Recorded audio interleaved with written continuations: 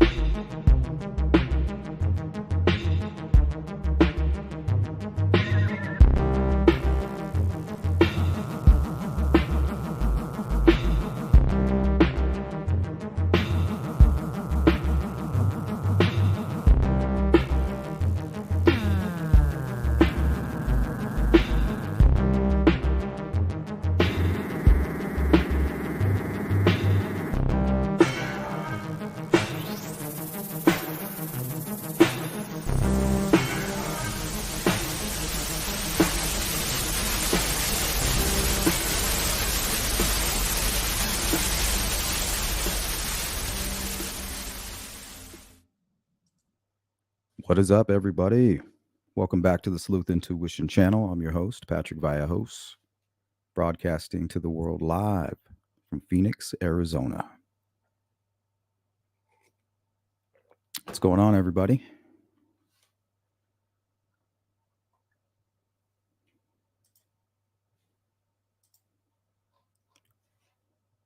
Okay, so if you are new to the Sleuth Intuition channel, these little check-ins, what they're all about, I'm just kind of giving you guys a heads up on what I have going on my channel, what you can expect throughout the week.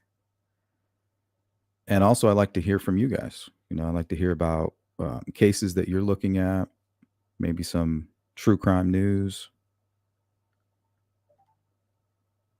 and also cases that you think we should cover on like True Crime in the Morning, topics we should discuss that might even pertain to things we normally cover, like Delphi, Evansdale and the Florida fires.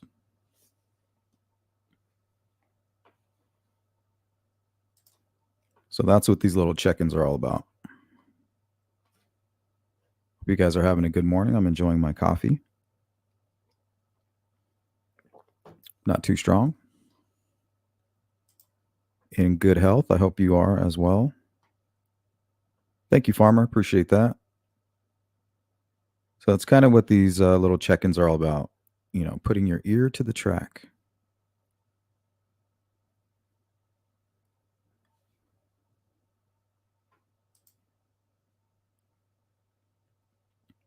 Good to see you, Beth, Roxy Wenling, Zoe Kitty, Cindy, Doris, Frank Meister, Jill Moser, Pitbull Mom,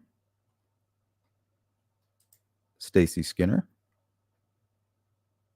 Welcome in. Thank you for your support, Frank. Jerry, good to see you.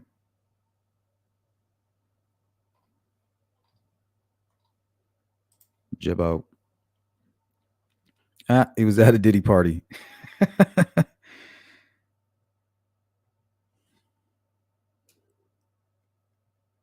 what do you guys make of all of that? Poor Justin Bieber. That breaks my heart.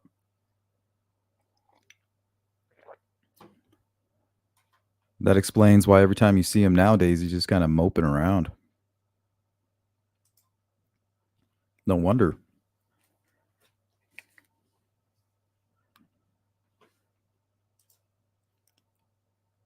Timmy, good morning.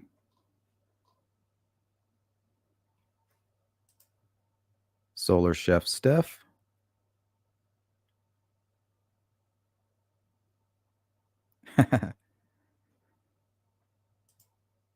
Yeah, painting can be therapeutic. Hiawatha. Planet 1 to Planet 2. That's funny.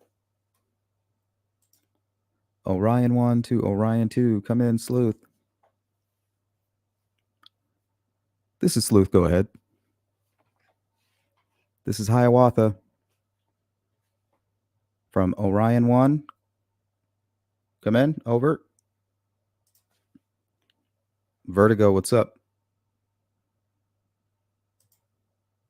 Disclosure, huh? I don't need any disclosure.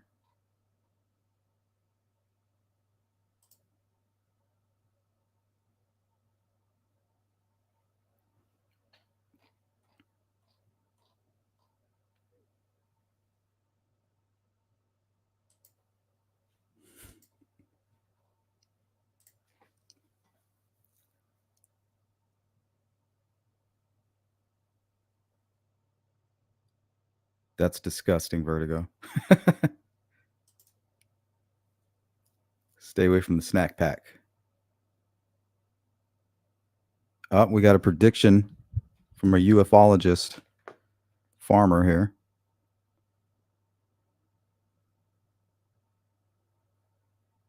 I mean, what would you prefer, disclosure or the aliens just do it themselves? They're like, hey, here we are.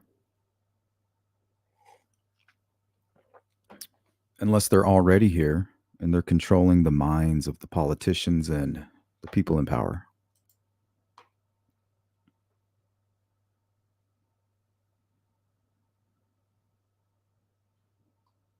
Yeah, that sounds rough, Frank.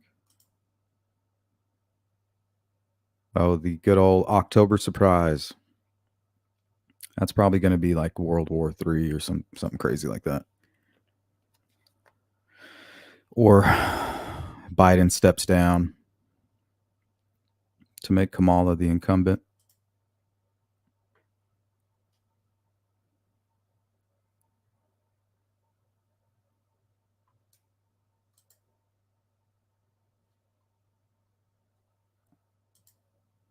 Miss Waller, our MS Waller. Welcome in. Growing Crazy, how are you? True Crime Housewife. Phil Bond. How you doing, Phil? TJ, good morning. Still can't go over the fact they're going to select some impartial jury in a day or two or immediately ship them to a hotel halfway across the state with no cell phone for a month. So I don't know if it all happens on the first day of trial. And remember, I am no expert. But they may have been kind of narrowing it down, at least, I'm assuming.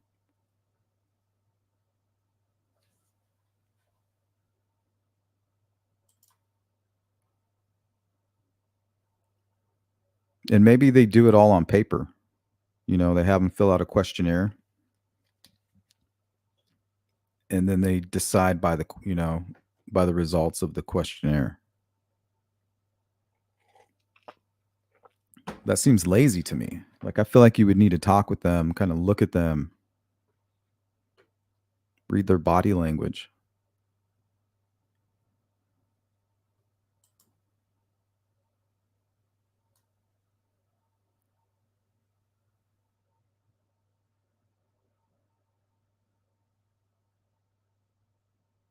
And his music is either God or him asking people to listen. Agree, Sleuth? It's sad for him. Ziggy. Should have zigged before you zagged.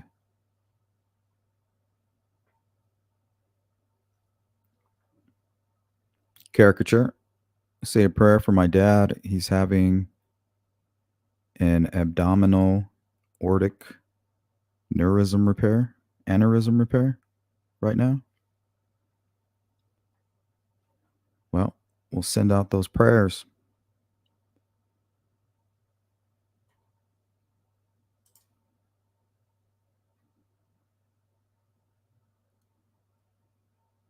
Oh, Lord. That's horrible. That poor guy.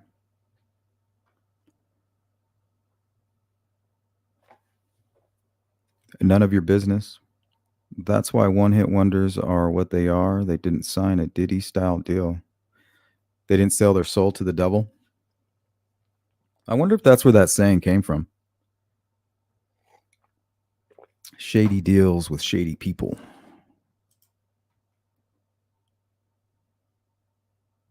For financial gain. What's up, Doris? Melissa Wildcard, welcome in. Who did I miss? Tony N. Good to see you.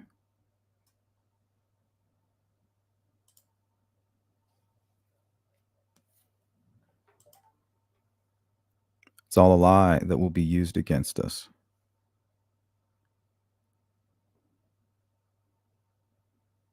Isn't it all?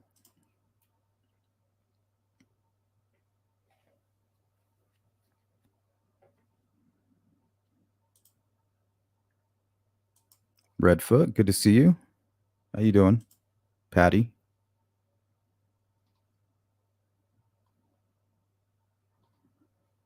Lisa, welcome in.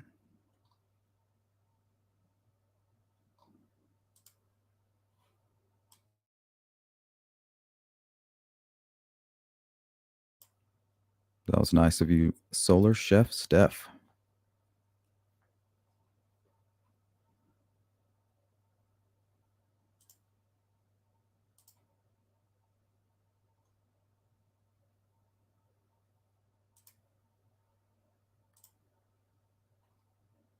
Thank you, Roxy.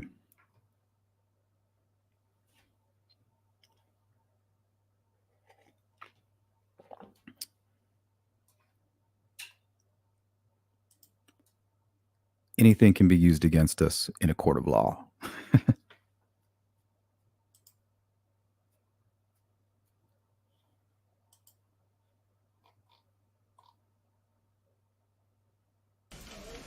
What? At what point did you shoot the clerk?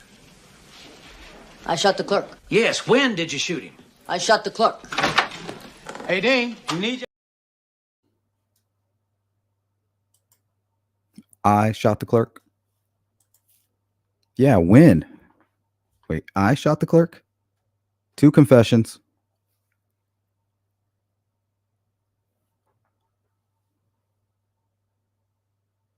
That's awful.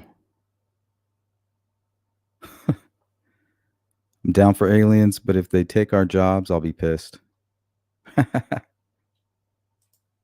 Damn right wingers. Deal with the devil, also called a pact with the devil, Faustian bargain, a Mistophilian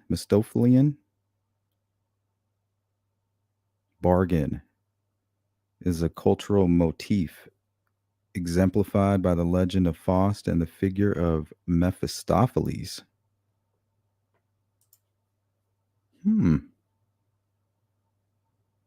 Make a deal with the devil.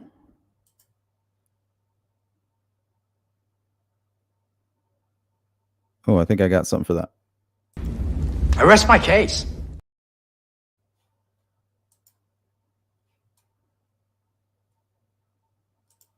Welcome in, Melissa. Brett Decker. Pitbull Mom.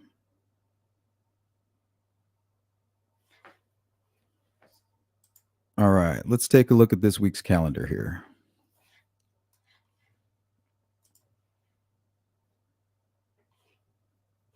So I think we'll start first.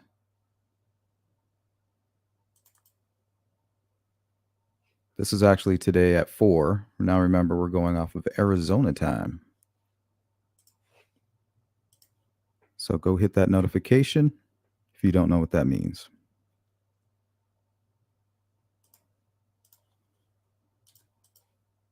That way you don't have to worry about it.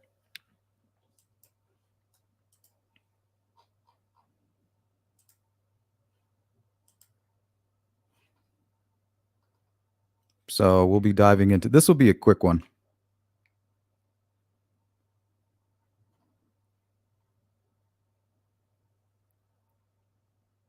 Maybe 2 hours.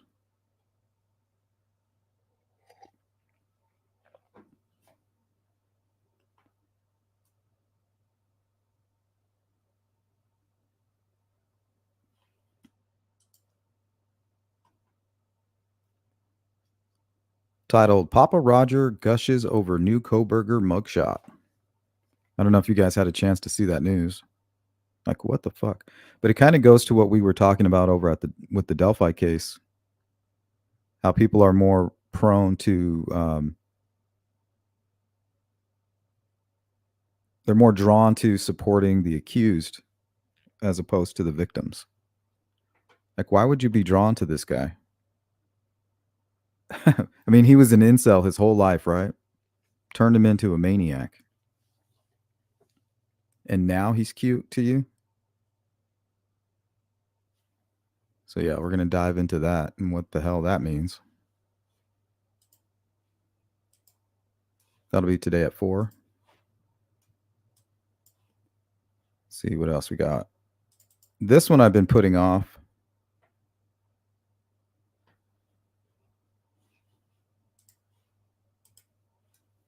Joseph Edward Duncan III. Just something about this one.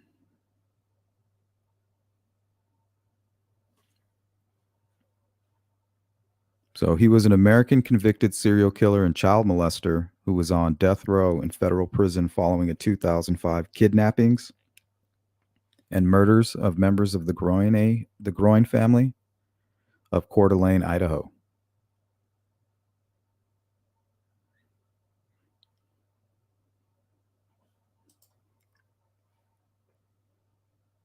So remember all of those crazy conspiracies surrounding the Delphi case? The shack, the snuff, more suspect or more victims. Everything that we all speculated about the Delphi case is true with this guy.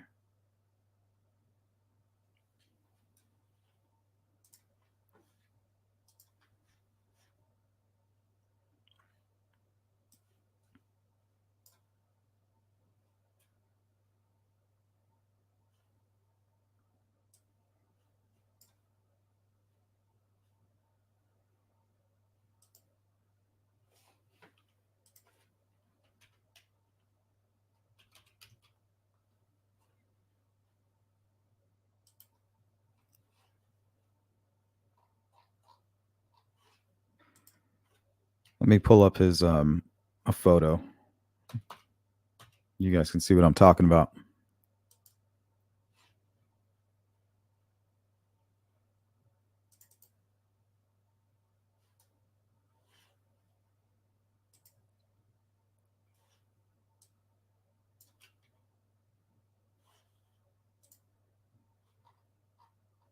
This case gives me the heebie-jeebies.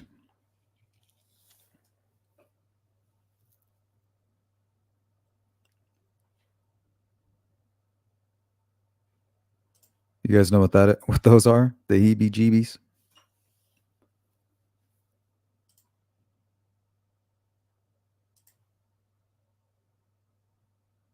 Good to see you, Copper Horse. Welcome in. Doris.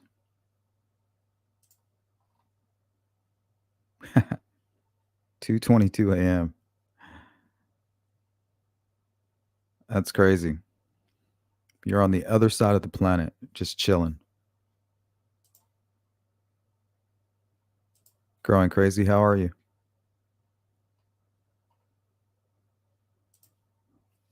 TJ says, I'm no jury selection expert either. I'd love to know more. But it seems like it would be remarkably easy to sneak in a tainted jury member. Yeah, we always have people in the chat. I think every time we talk about the Delphi case, they're like, "Get me on that jury." It's like, that's not very fair. Like, you wouldn't want somebody on the jury saying, "Yeah, get me on that jury. I can't wait to say guilty." Like, that's terrifying. So yeah, we have that one. I think it's important that we go over it. And that'll be tomorrow at 10 a.m. my time. So all of these are scheduled. If you are interested in participating in those chats, make sure you guys go hit the notifications.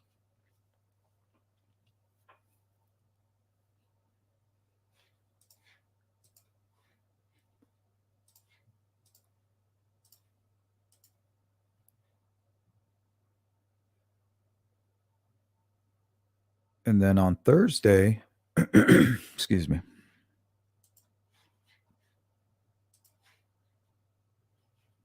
For members, see what time. That'll be at 6 p.m. Thursday, the 26th. That one is titled Sleuth Society. Thought that sounded cool.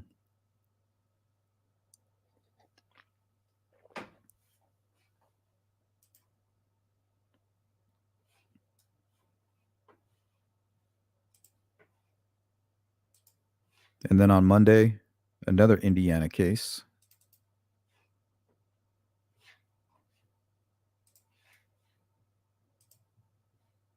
Darlene Hulse. Let's see, I put a little note here. In the summer of 1984, Darlene Hulse was brutally killed in her own home, and despite the immediate manhunt, eyewitnesses, hundreds of leads, and investigative support from local, state, and federal levels, Darlene's killer has gone undetected for nearly 40 years. There's a lot to go over with this case. We were originally going to watch it or go through this on Monday, but there's just too much information. But we'll do our best on Monday. That'll be at 9 a.m.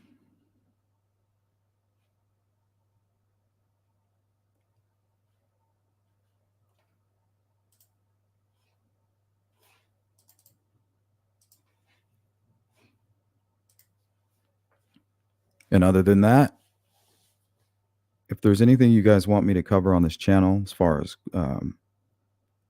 cold cases, mysterious deaths, missing persons cases that need attention, just let me know. We can talk about them right now.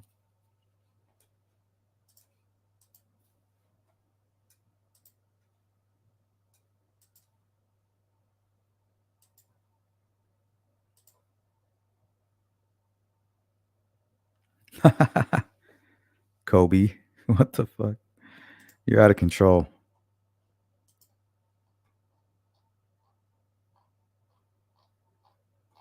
I'm gonna have to hit Jibbo with something.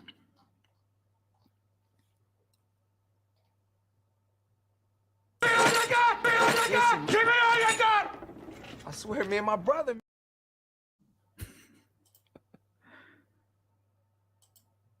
Yonder. Lots of women write to men in prison too.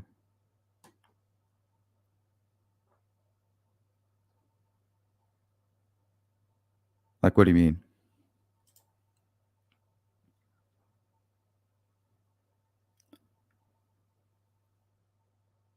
I don't know. I just find it strange that people are attracted to Brian Koberger only because he's like an infamous person now. It's more about the psychology behind that. Like, what does that mean? Like, what is going on here? The word hybristophilia comes to mind.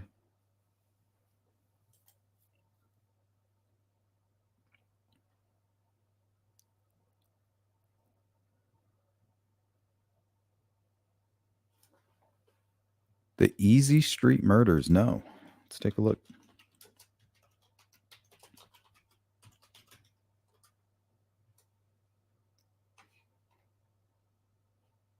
The Easey Street murders refer to the knife murders of two women in Collingwood, Victoria, Australia. In inner suburb of Melbourne in January of 1977, described as Victoria's most brutal crime. The case remained unsolved despite a $1 million reward being posted in 2017.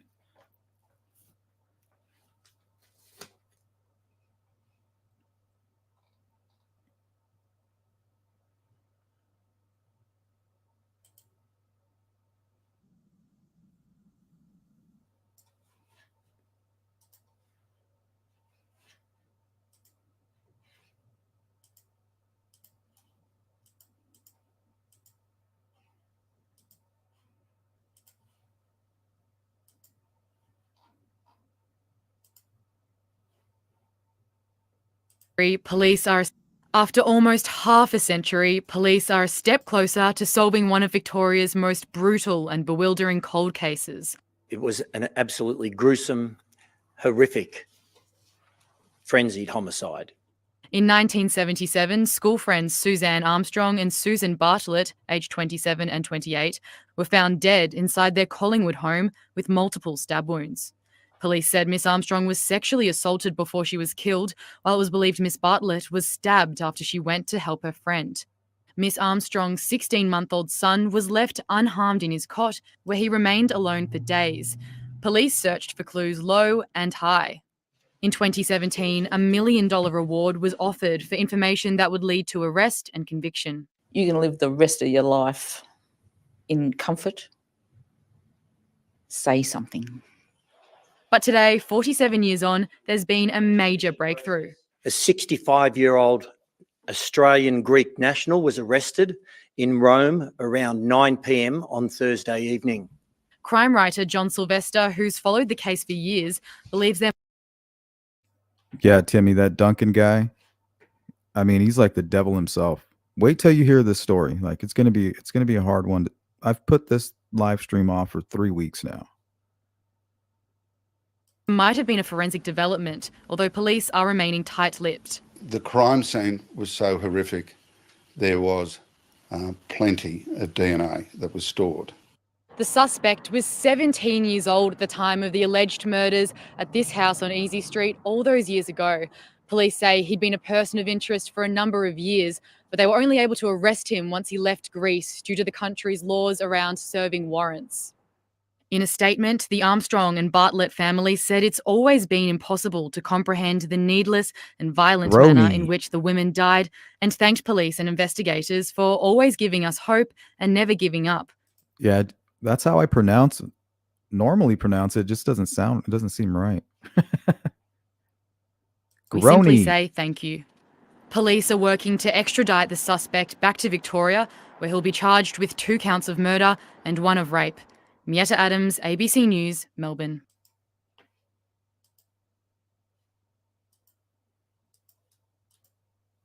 Crazy. The Easey Street murders. Yeah, I'll look into that.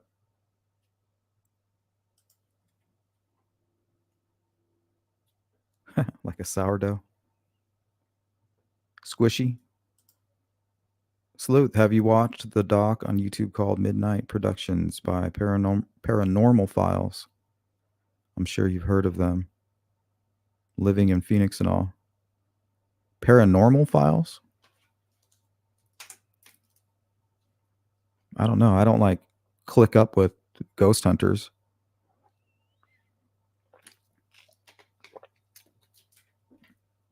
I'll have to take a look. Midnight Productions.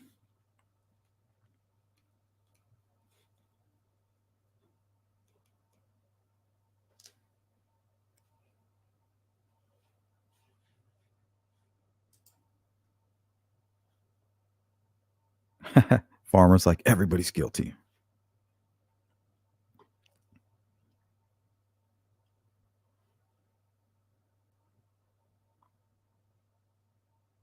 Could be both. Thank you, Jill.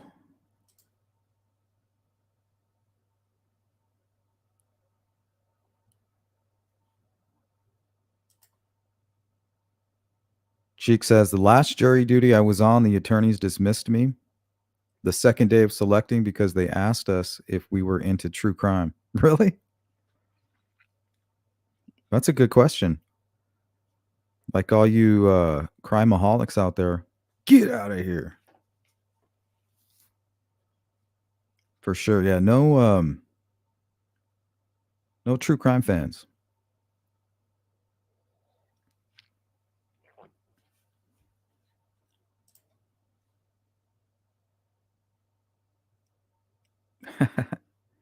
What do they call that? RBF?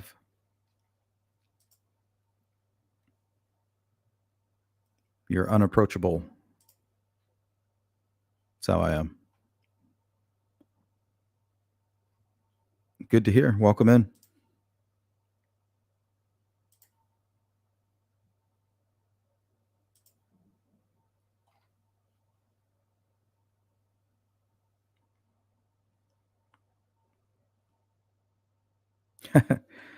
They're like, all right, raise your hand if you're into true crime. Everybody just raises their hand.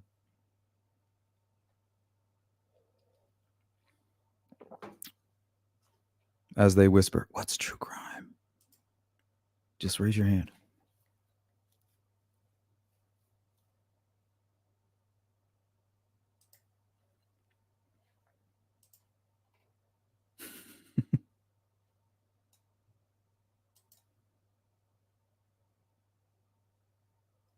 Sarah Ann Wood.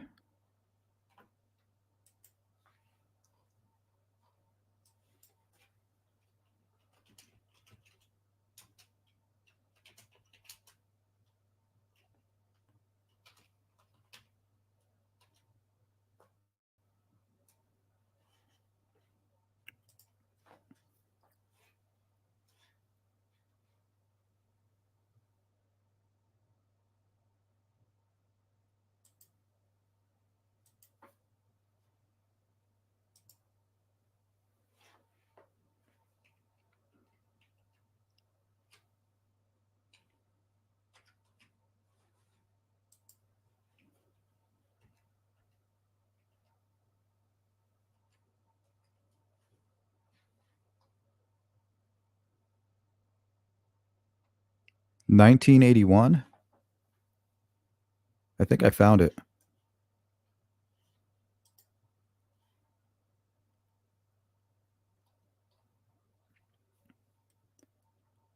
Was a 12-year-old American girl who disappeared while riding her bicycle home from Norwick Corners Church in Saco, New York. She is believed to have been abducted less than half a mile from her own home by convicted child killer Louis Stephen Lent Jr. I don't think I've ever heard of that person.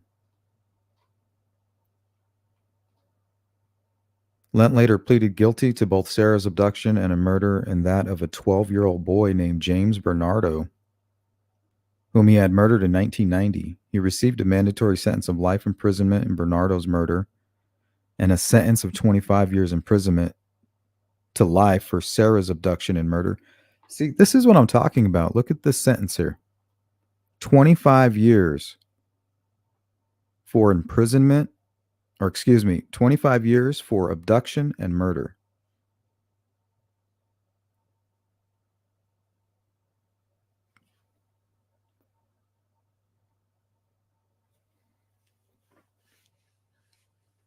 Like, how is there anything other than life? It's like either you're spending the rest of your life in prison because you murdered somebody, and you're lucky that we didn't put you to death.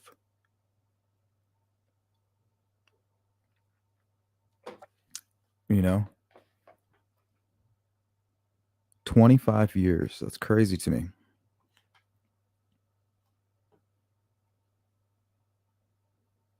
So if Richard Allen got 25 years, let's say he got 25 years for Abby and 25 years for Libby, they could sentence him for 50 years.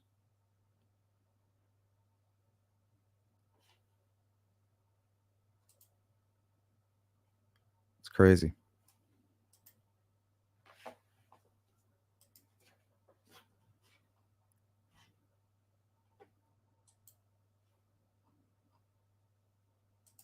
Thank you, Melissa. I'll take a look at that one.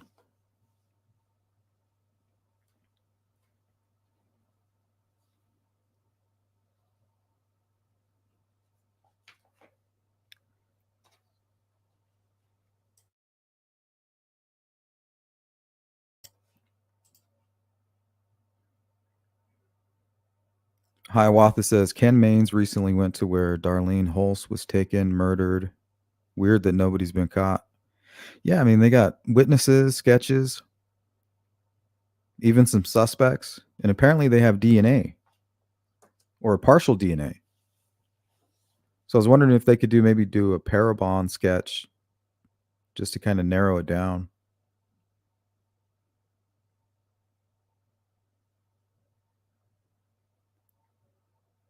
I don't know if partial DNA is going to be enough. I'm not quite sure.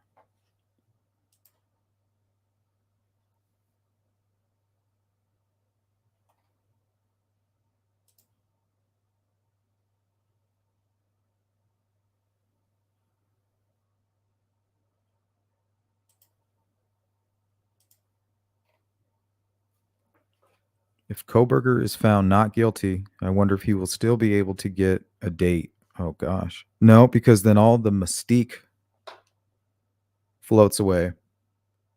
Oh, you're not a killer?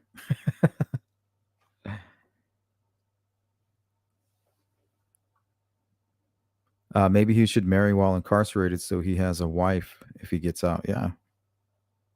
'Cause he's going to go back to being just that poor incel.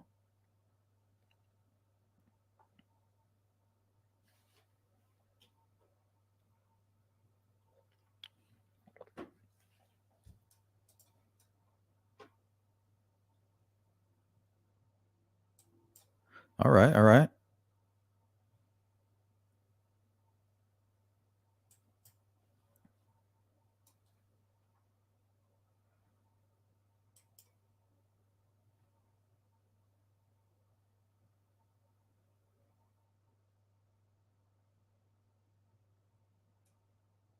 Oh, wow.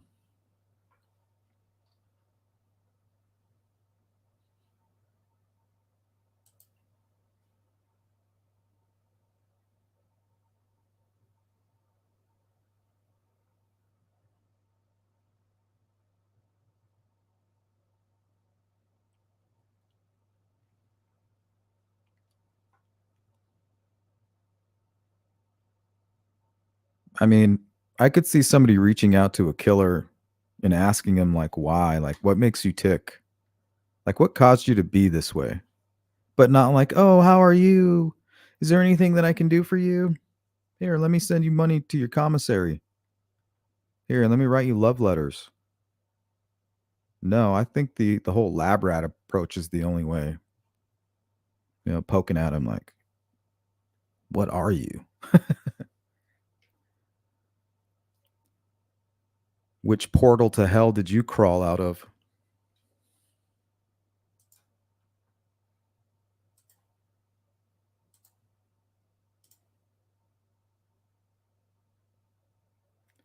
We don't need another hero.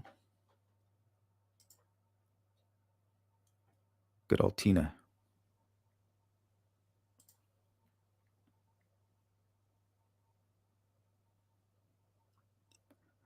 Yeah, that's strange to me. But that Bundy, yeah, that is true. He did father a child while on death row. Manson family, unaliver, fathered 5 kids while in prison.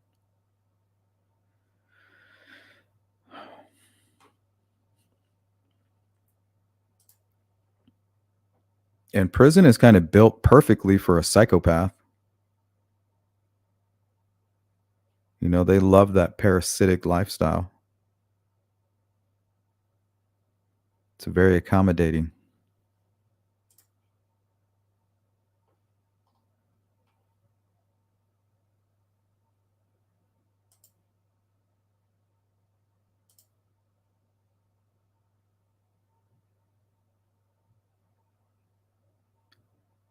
Yeah.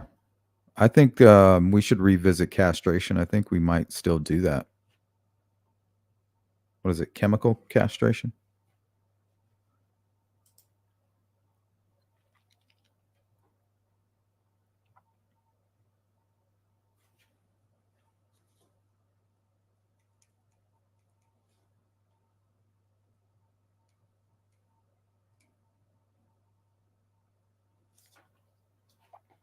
Yeah, I'll take a look at that one as well. I'm writing them down. Ha! Don't do it, farmer. Don't do it. Erroneous! Erroneous! Erroneous on both counts. Oh, Lord. Oh, Lord.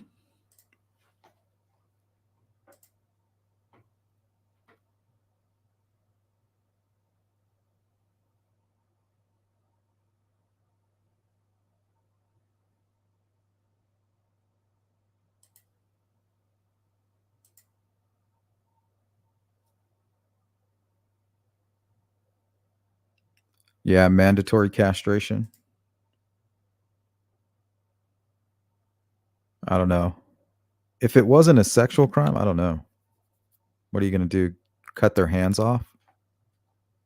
Like, you use those hands to murder, we're going to chop them off. Some people are like, yeah. I don't know. Maybe you're onto something.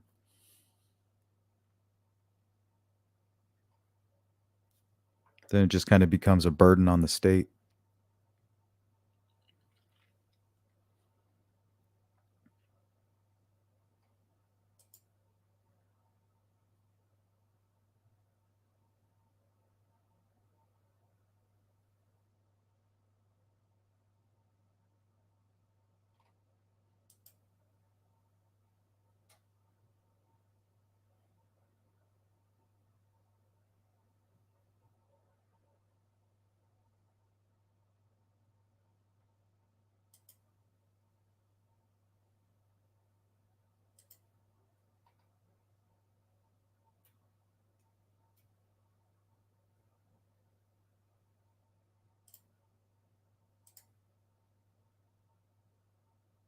John Sylvester.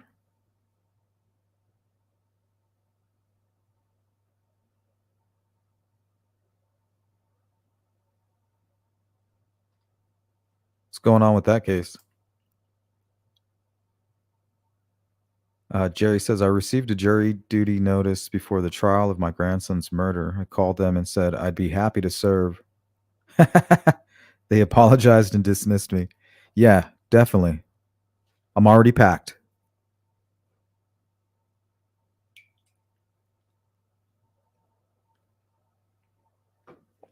Put me on that jury.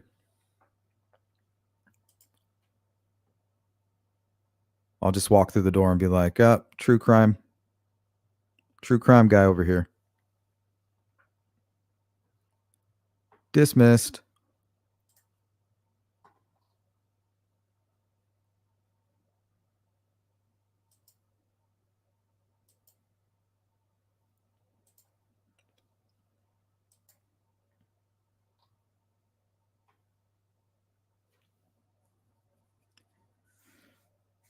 Well, it depends on what you mean by mistake.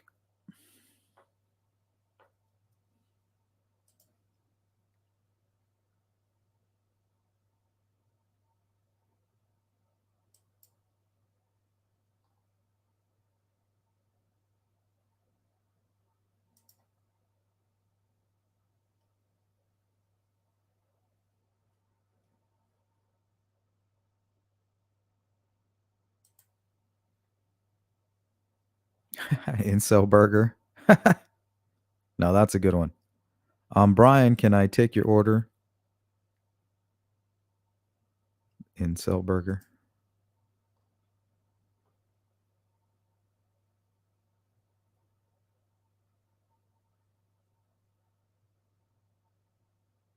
Yeah, that's true, Anna. Yeah, Damien for sure. I don't know about the other two. And he's into all this like he's into dark magic, dark arts, the occult.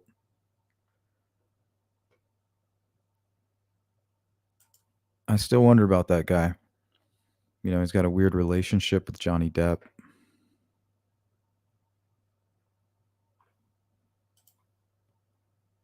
Sycophants.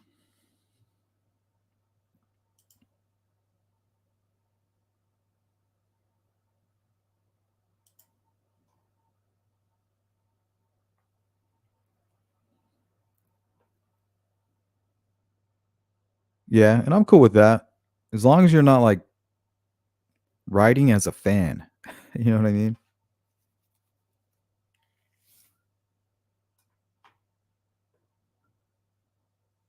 Like if you're empathizing with like a Ted Bundy type.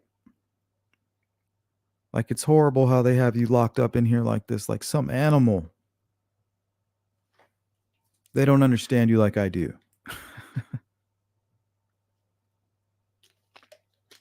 Ted Bundy's like, wow, this guy gets me.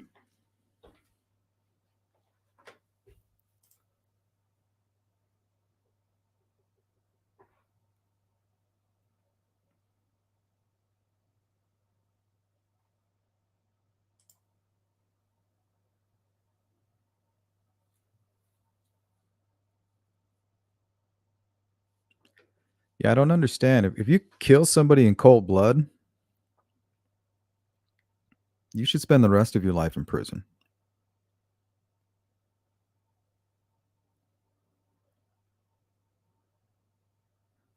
Rehabilitated or not. Oh, I'm rehabilitated. I'm not a killer anymore. Yeah, well, it's too late for that. I won't kill again, I promise. Yeah, but you already did.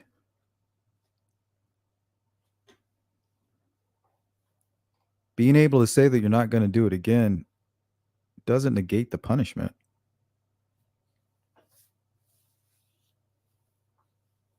We're going to make you suffer in jail for 25 years.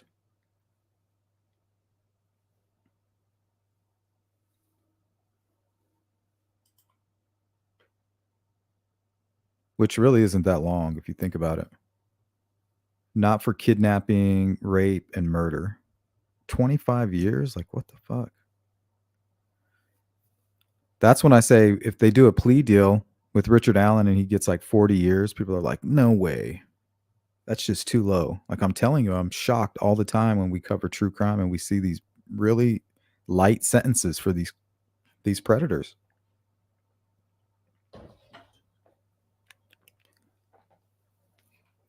I don't get it.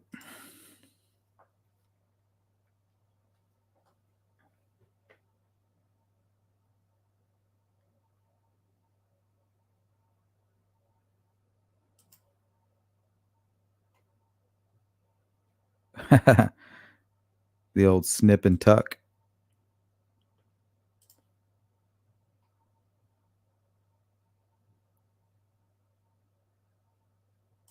That's just barbaric, though.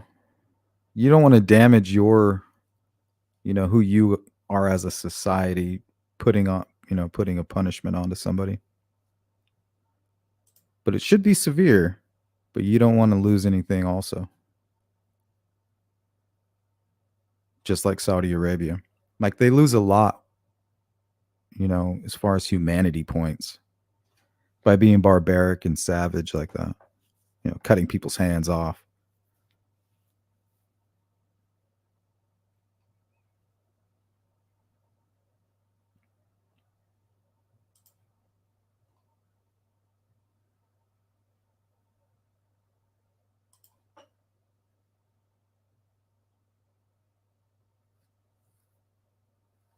Yeah, exactly.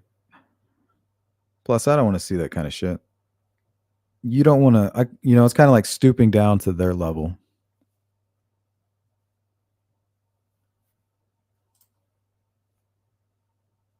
Like I do struggle with the death penalty, but there has to be, there just has to be that severe of a punishment.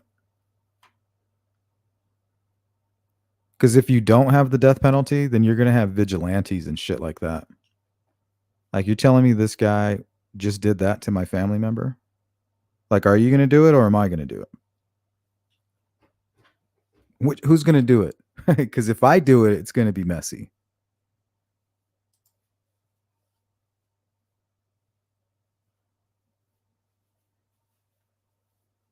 Yeah, because if somebody hurts your family member and you turn them over to the police, it's like you're putting them in the protection of the police now. Like now you can't get to them.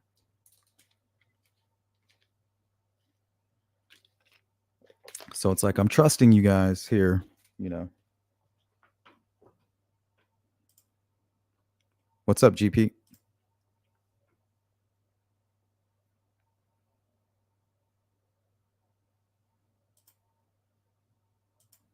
Yep, the Alfred plea. What a strange situation that is. It's like, yeah, we're guilty, but you're going to let us out. And now they have this DNA evidence hanging over their heads now. And part of the Alfred plea states that they can't talk about that ever. It's as if it doesn't exist. So with Damian Eccles knowing that he signed that document that said he knows no matter what, he can't talk about it. You know, that's part of the agreement. So there's got to be some consequences for going against the agreement. You know what I mean? So they can't do that. And if he knows that they can't do it, of course he's going to be out there in the public saying, oh, hey, I'm trying to get this DNA tested so for once and for all, my name can be cleared. But he knows better than probably anybody that they can't go and test that DNA. The other day, he put something out on the media. Oh, we should have the DNA tested within a month. It's been over a month. Unless I missed it. As far as I know, they didn't test the DNA. They will never test that DNA until they have a new suspect. Well, which is strange is they have to test the DNA. If we have an unsolved crime, that doesn't make any sense. It's almost like they have to. Like, forget about those guys. Okay, if they didn't do it, but then again, they said they were guilty. Yeah, it's a messed up situation. So when they're in the court's eyes, they have the guilty party.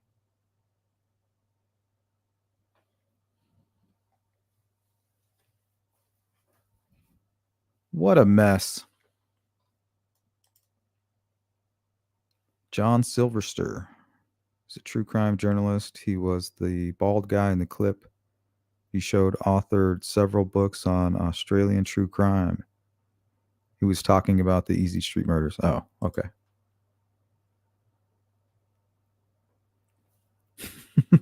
The thing is, it's impossible to date an incel. That's what makes them an incel. They hate women. They act like they want to date a woman, but they really don't. You know, you're never good enough.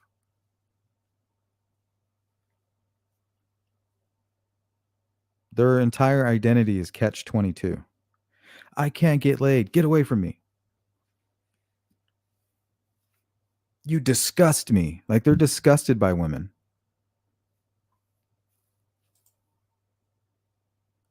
If you're not crawling on your hands and knees and in their mind knowing exactly what they expect of you, you'll never get a date with an incel. They don't want to date with you. They hate you.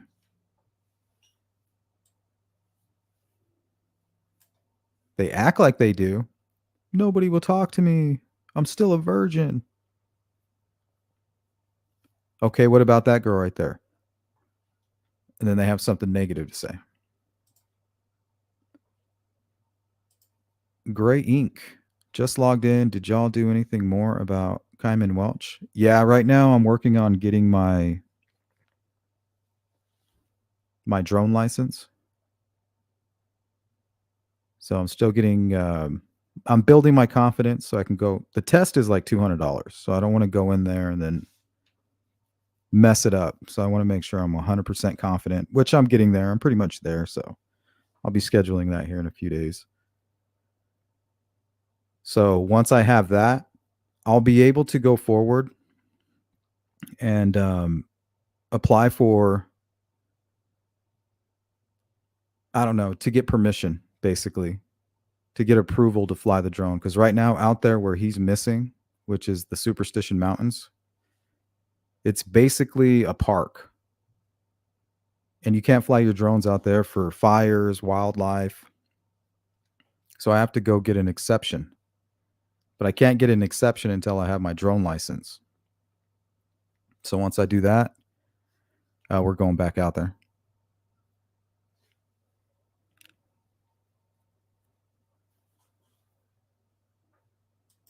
So I would say sometime in October, you should see me out there covering that case.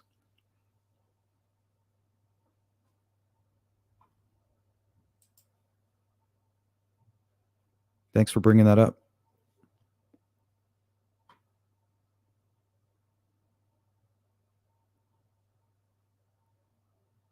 Down the true crime rabbit hole. Story of my life. Yeah, I'm sorry.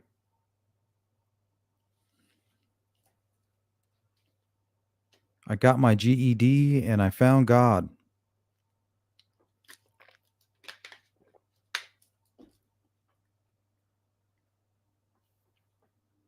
And then it starts wearing off after a year or two. And then they're back into their old ways. Not all, but most.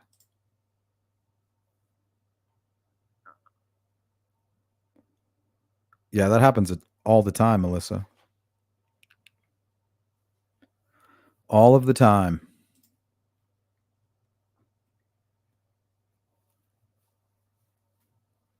Yeah, right.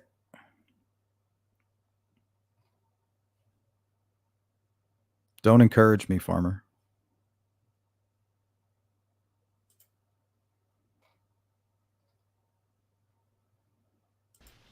It'll get worse before it gets better.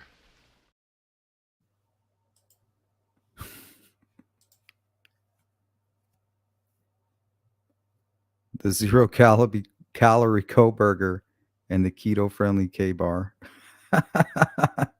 Say that 3 times.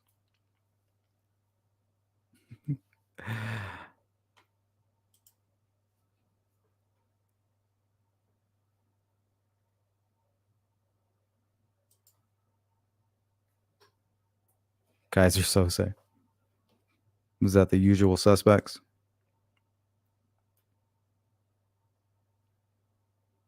The case of Jack Unterweger?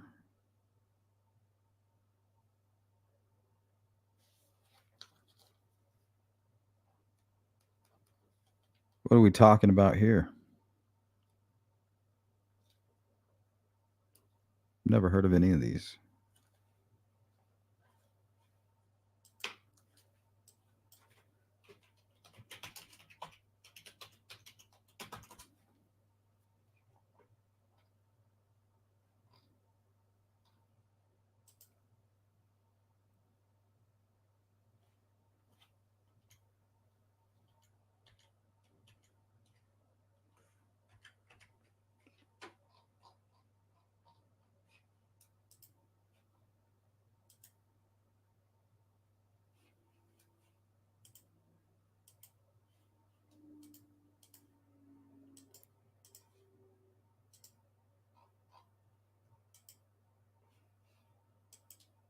Is that him there?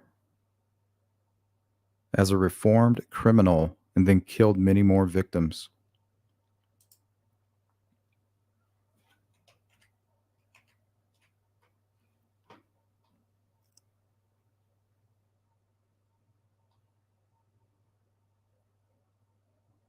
Was an Australian serial killer who committed murder in several countries: Austria, West Germany, Czechoslovakia, and the United States. Initially convicted in 1974 of a single murder.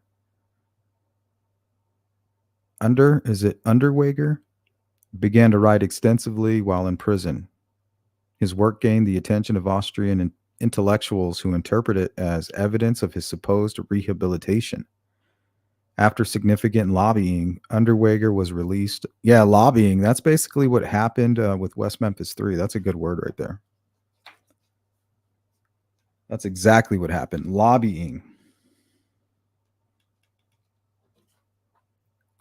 Underweger was released on parole in 1990. Upon his release, he became a minor celebrity and worked as a playwright and journalist. But within months, he resumed his killing spree. Exactly. Underweger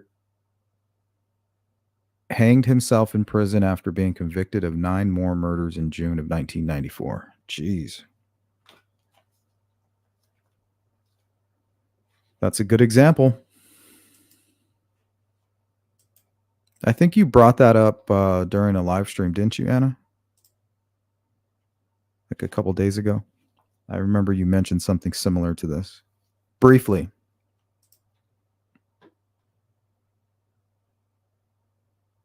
I'm pretty sure they all do, Farmer. I mean, think about it. Ted Bundy might be the only one that admitted to all of them, you know, him and Gary Ridgway. Over 80 victims. Like, really try to wrap your mind around that. Like, the odds of you even being around that person. That's like being lost in the woods and you're being hunted by like a man-eating bear. And you don't even know it.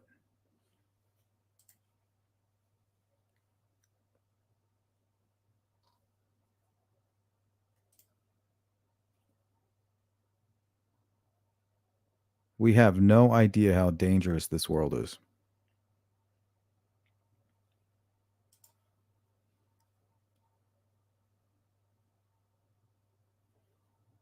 I think most of these killers that have been caught, I think they all have more. I mean, they're still finding victims for the BTK. They're finding trophies buried under sheds. Wait till Rex Heuermann gets convicted. We're going to start hearing about that for sure. Mark my words on that one.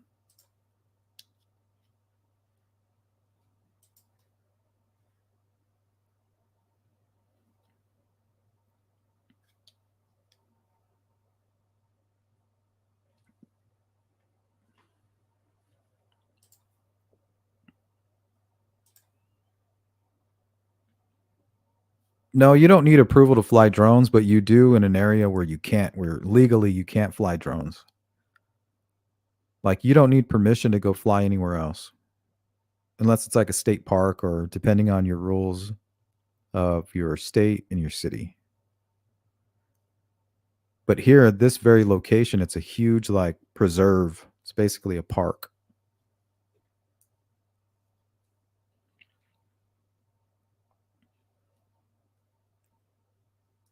But yeah, if you just want to go fly your drone for whatever, you can do it anywhere.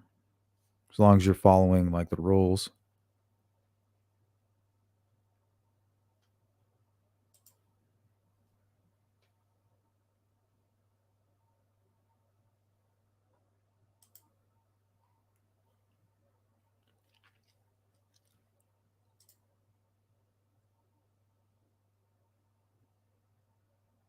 It got his ass.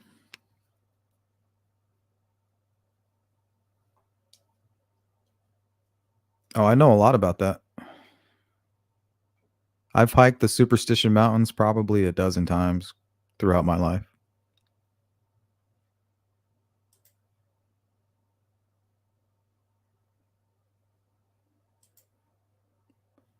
What's up? Anything I like?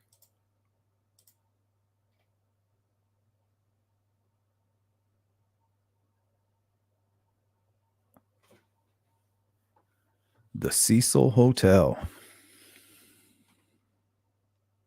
I made a video on Richard Ramirez and we did a live stream on him. If you guys want to go check it out.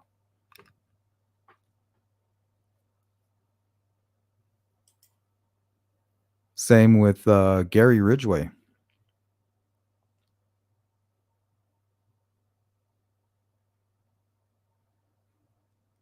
Oh, yeah, he definitely had more victims in. That's who they target, sex workers.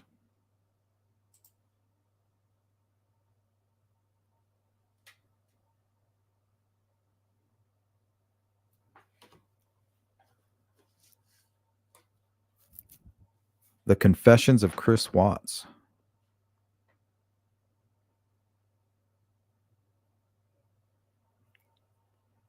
He's that is referred to as a family annihilator. Good example. He's kind of like he would fall into the category of like a Scott Peterson.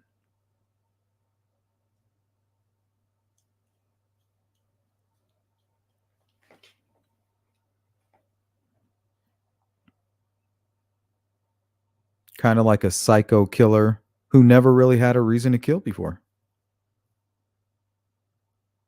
You know, they're not unhinged. But the second that becomes an option for them, hey, they might pick it. I don't like my old family. I'm just going to get a new one.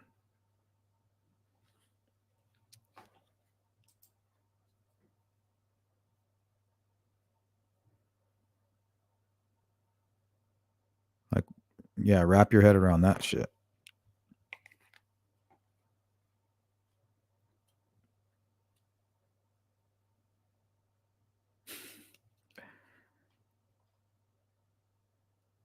That's true.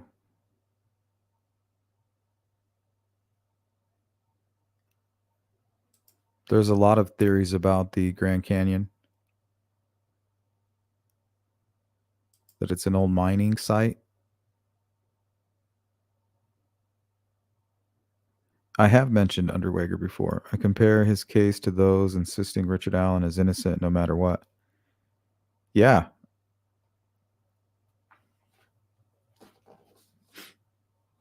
That's what we'll do. You guys, see, that's why we do the Sleuth Crew check-ins. We're going to do a live stream on cases that involved either folks who were found innocent and went to commit murders, or who were labeled as rehabilitated.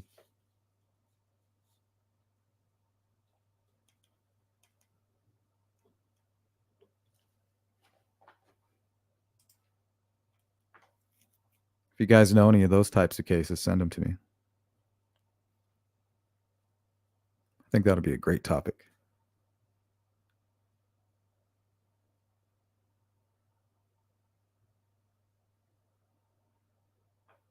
Yeah, there was a lot of those, mainly in California. Where were they doing all this hitchhiking? I remember in the 70s, it was real big for a while. And then, you know, all these killings started happening. There was multiple serial killers picking up young kids. And it kind of put a stop to it. Which is kind of shitty because hitchhiking is kind of a cool thing. Like,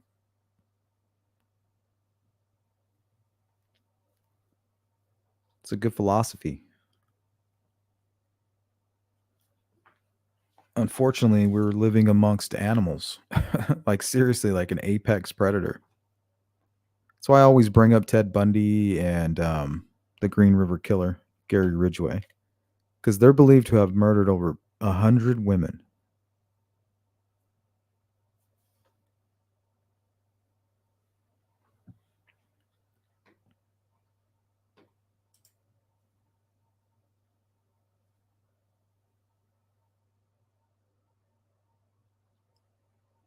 Makes my head dizzy thinking about that.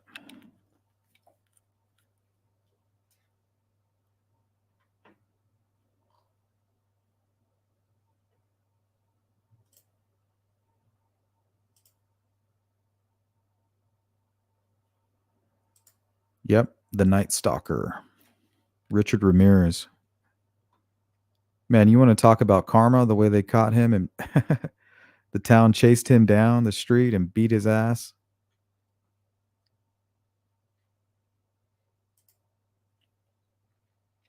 He was sitting in the back of that cop car all taped up, looking like a cartoon character. Oh, man. He's lucky to be alive.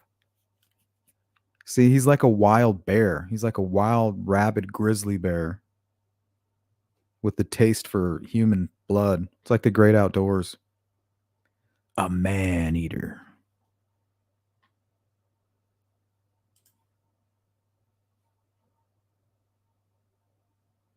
John List. Who's John List?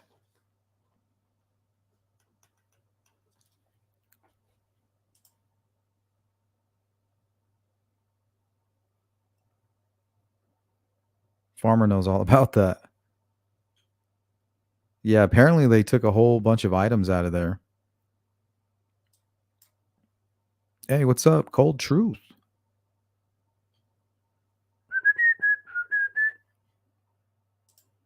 Gonna whistle while we work. Smithsonian itself is a crazy story, funded in perpetuity. Perpetuity.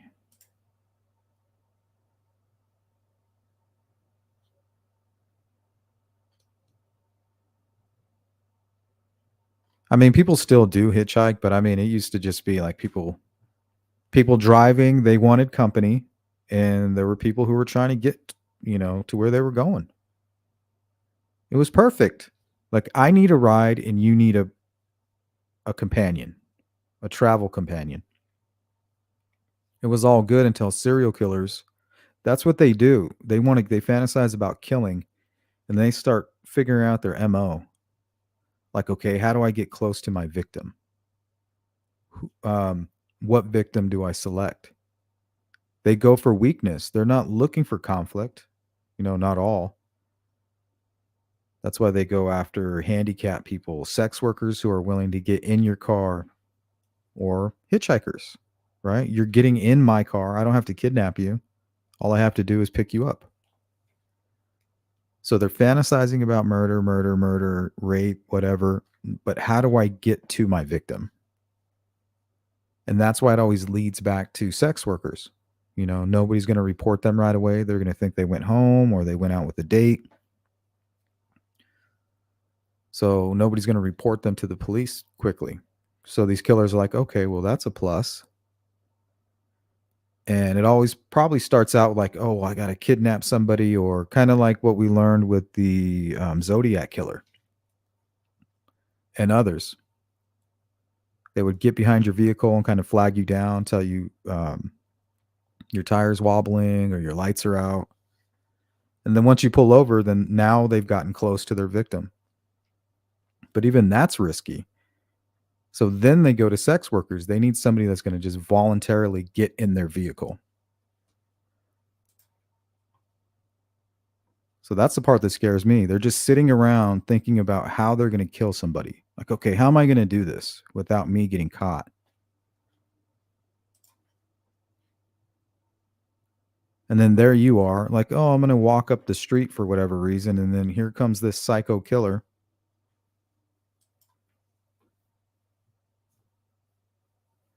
It's fucking scary.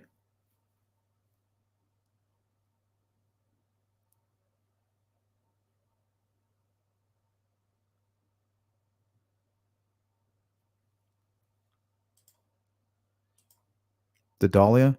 Oh, yeah, the Black Dahlia murders. We touched on that a long time ago during a members, like when I first started my channel. Cold Truth. What the heck? My star's gone. Must have lost it when I changed the card in Google. Now I've lost my... I don't know if you lose it or not. Maybe. But yeah, you've been a long time supporter, Mel. Thank you.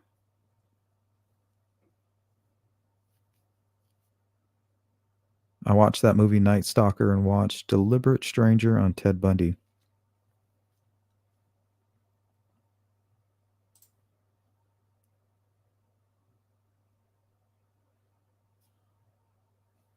Yeah, he's believed to have killed over 100 women, Melissa.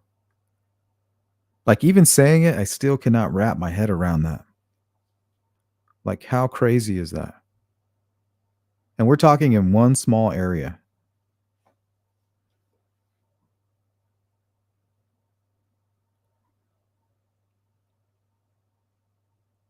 That's more people that are in this chat room right now. Like, it's telling me I have 70 people in here. That's more than all of us.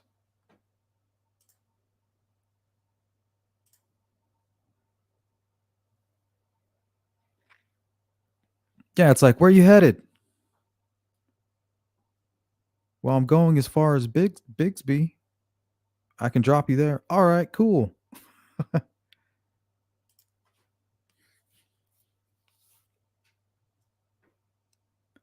That didn't last long. Think what the internet is doing for these creeps.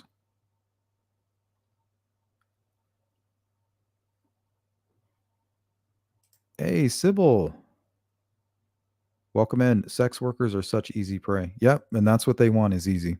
They don't want a challenge. They fantasize about killing, raping. You know, they get off on that shit. But how do I get close to these people? People that won't really be able to put up a fight. Children, women. Not saying that women and children can't put up a fight, but that's what they're thinking.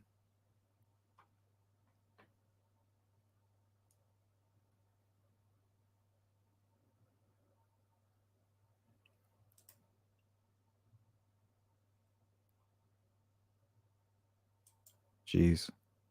Yep, Hunter S. Thompson.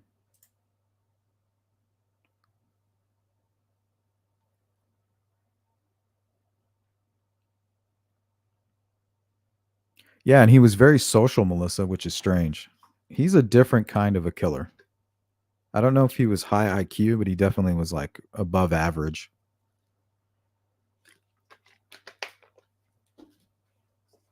That's what made him especially dangerous.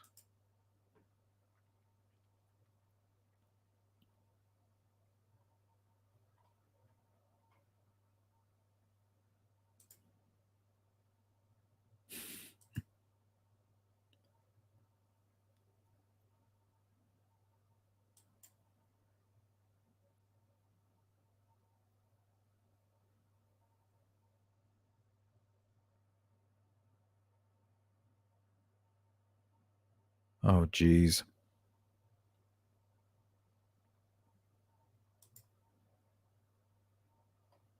Hey, what's up, Don Spain? Says I hitchhiked once, and the guy who picked me up asked if I was worried about serial killers. I said, "What's the odds of 2 serial killers in one car?" Oh, that's funny. Well played, sir. The NS bio was the best ever. NS? Yeah, that was a good one, Don. Hey, homie, don't play that. We are discussing any and everything. We'll probably hang out for another 10 minutes. If you go back to the beginning of the stream, we kind of laid out everything that we have planned for the Sleuth Intuition channel for the rest of the week and the beginning of next week. For example,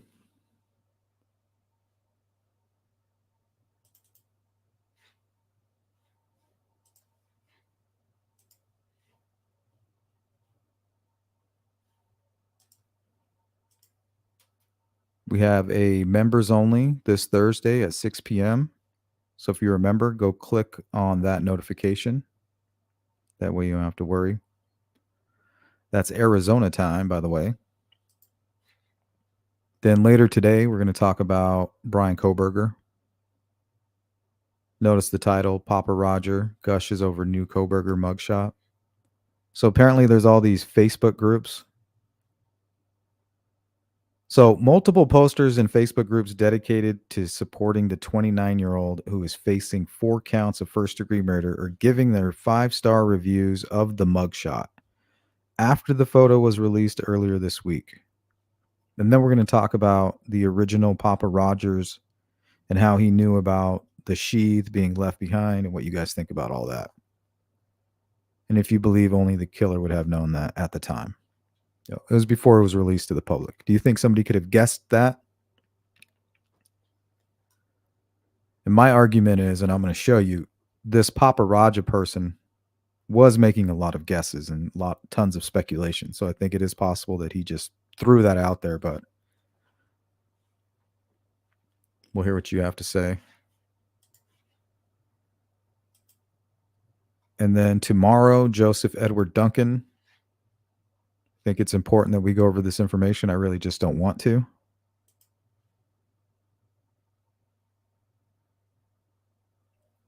Now, the reason I want to go over this case is because there was a whole lot of speculation, and still is, surrounding the Delphi murders. You know, we heard talk about a shack. We heard talk of a snuff film, you know, speculation theories. We've done, you know, we have our own theories here. Having other victims, you know, possibly being a serial killer. So everything that we've ever speculated, or the worst possible idea we could come up with when it comes to Delphi, exists with this guy here. He took his victims to a shack. He filmed it, and he was basically having a fight. I don't know. He was like possessed. And when you look at his photos, I don't know about you, but it gives me like this weird, like dark feeling. Like this dude might actually be the devil. So I've kind of put this case off because they go into pretty graphic detail in some of the local media reports or the videos that they put out. So this is going to be one of those ones, if you're squeamish, or it's going to be pretty rough. Let's just put it that way. But we will be looking at that tomorrow at 10 a.m.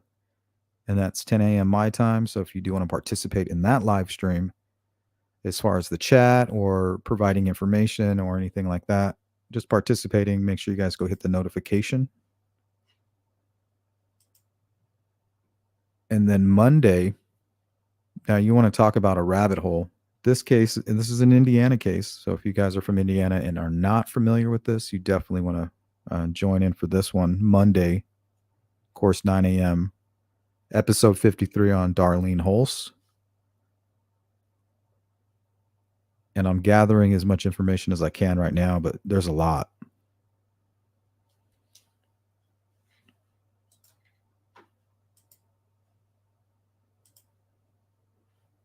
And if you guys want to send me any cases, like any cold cases, missing persons, unsolved mysteries, anything that you think will be interesting to cover or that you think needs attention, send it over.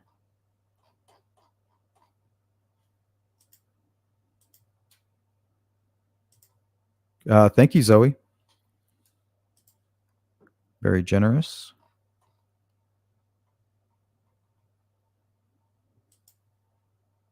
Not heard anyone mention The Deliberate Stranger. Outside my own family for years, I had a very hard time watching Mark Harmon and anything after that. He did too good of a job playing Bundy.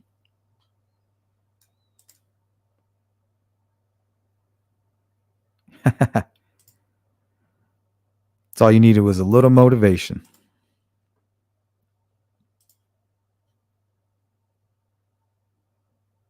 Hell yeah, I would be pissed. I'm a paranoid parent.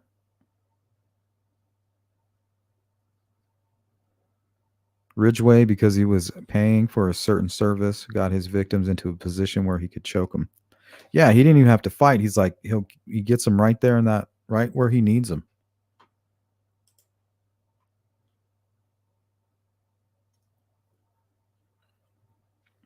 And he convinced himself he was doing the world a favor.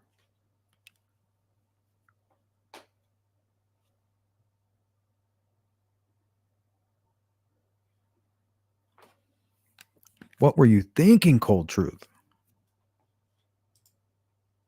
But I guess it depends on where you grew up at too. But man, if people really knew the dangers, like there's a lot of things we wouldn't be doing.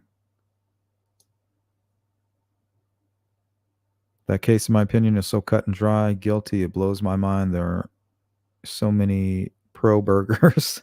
I don't know why that's funny. Yeah, it reminds me of the Delphi murders and Richard Allen.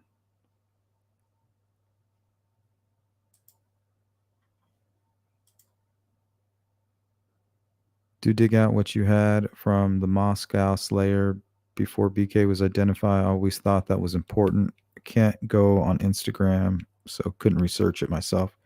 Yeah, it was pretty interesting. You know, I think we were on the right path of who was responsible for it. And that was all before the arrest of Brian Kohberger. So we'll see what this Papa Roger, we'll see what you guys have to say about that. I have my doubts, but some compelling information. Yeah, I think it's possible.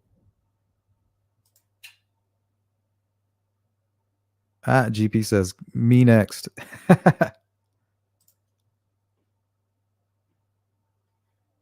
Joseph is a real sicko. Duncan's last victim was saved. He'd unalived her family. Yep. You guys, this story is really messed up. I've had it scheduled 3 different times and had to reschedule it.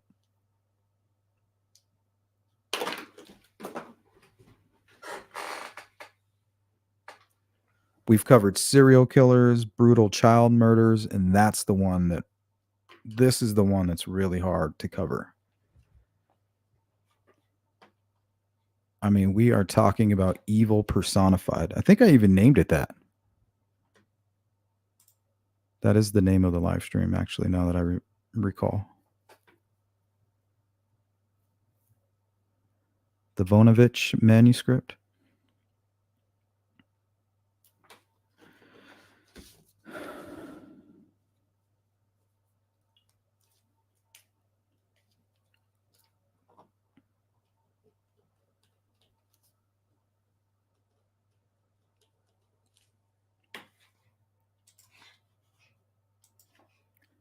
Don't know if I know what that is.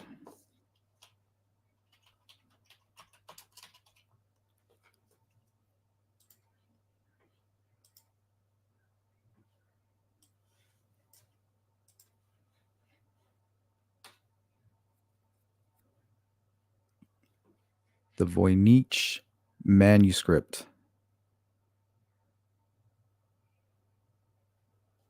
Is an illustrated codex handwritten in an unknown script referred to as Voynichese. The vellum on which it is written has been carbon dated to the early 15th century, between 1404 and 1438.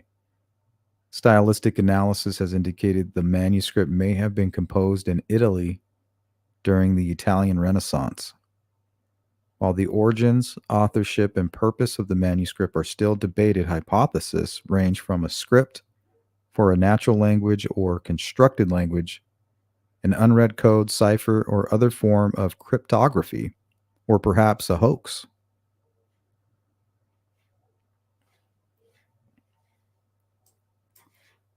It's interesting. Thank you, GP.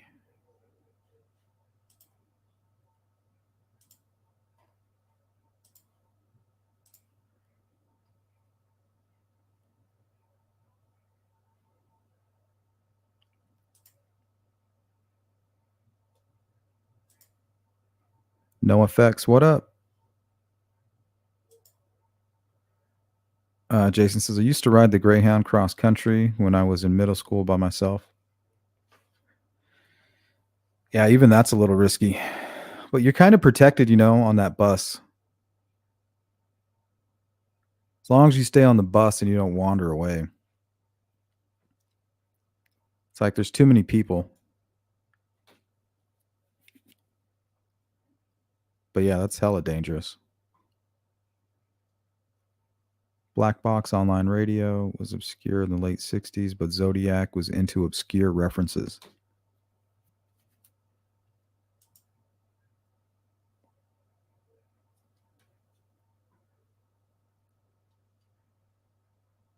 Yeah, it appeals to the problem solver in you.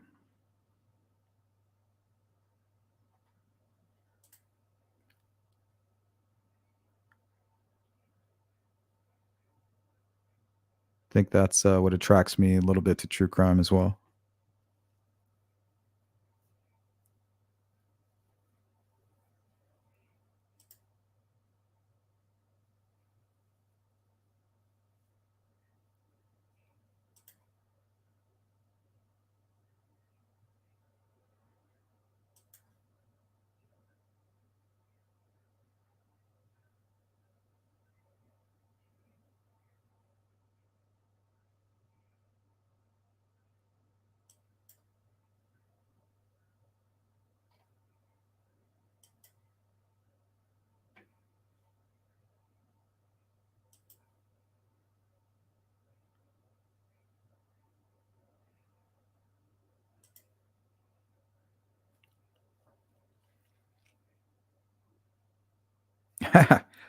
Yeah, I've rode the Greyhound a few times. It's still that way.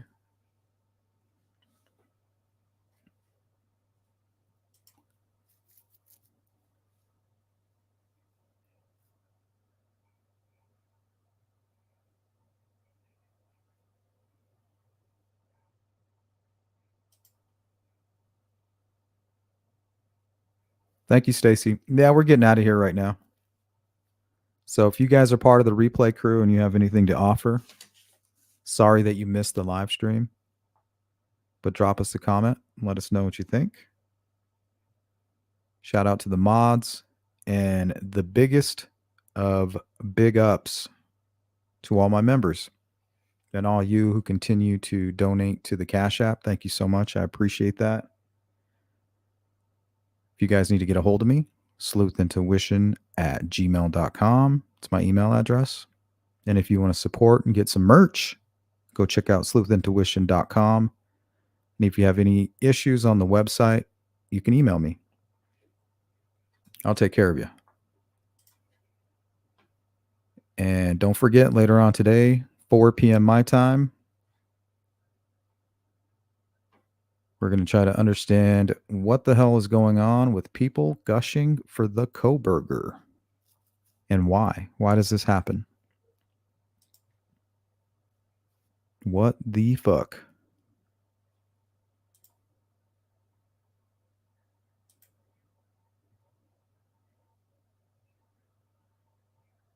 All right, guys, I'll see you a little bit later today. Peace out.